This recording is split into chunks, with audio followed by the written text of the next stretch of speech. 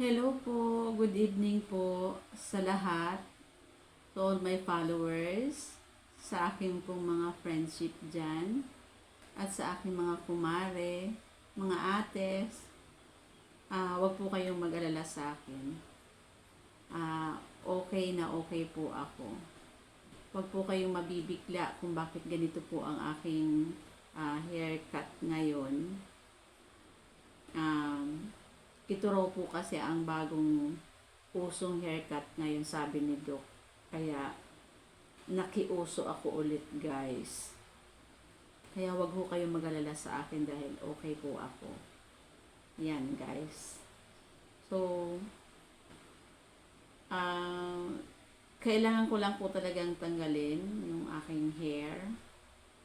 Kailangan ko talagang ipatanggal ng mabilis kasi para mas maiwasan daw po yung mas malalang epekto nung hair dye na ginamit sa buhok ko.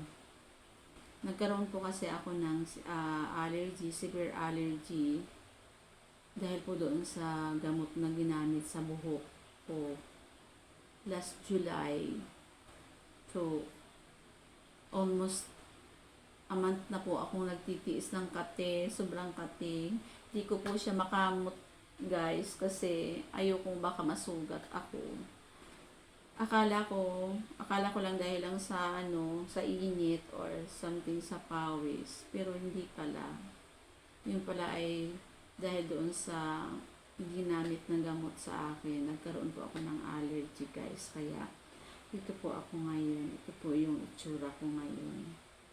Kaya sa mga mahilig makiuso, guys, mga mahilig makiuso dyan, guys, yan, wag na wag po kayong makikiuso kung ayaw ninyo pong maging katulad sa akin. Yan, guys. Kaya wag po kayong mag-alala sa akin dahil okay po ako. Okay na okay po ako, guys. Thanks God, and lahat po ng result ng aking mga test, yung result ng aking okay po ako, guys. Kaya wag po kayong mag-alala sa akin. Kinailangan lang po talagang gawin ito. Ay wala po akong choice kundi ipa-shave po ang aking hair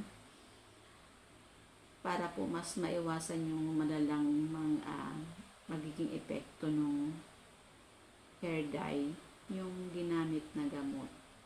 Hindi po kasi ako sure kung ano pong klase nung gamot na ginamit, kaya hindi ko ma-share sa inyo.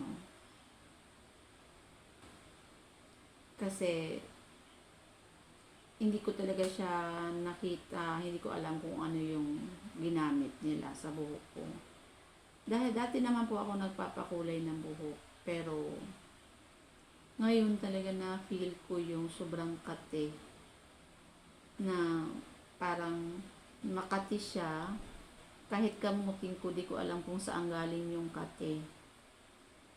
Ngayon, guys, nung tinanggal ko yung buhok ko, nawala. At hindi siya. Sana naman, guys, makatulog na ako ng maayos ngayon.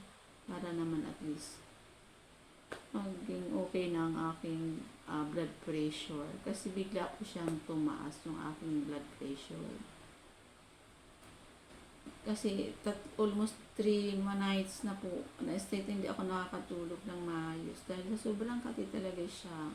Akala ko siya shampoo lang, pero di nga ako nag-shampoo, naligo ako, di ko nag-shampoo. Binalnawan ko lang yung ulo ko, ganun pa rin. Kaya pinatanggal ko na. Yun ang advice sa akin is tanggalin po yung aking hair. Kaya ito ngayon ang itsura ko, guys. Yan.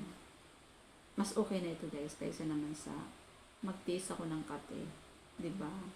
So yan, guys, ang aking nakalulungkot na balita sa inyo ngayon, guys.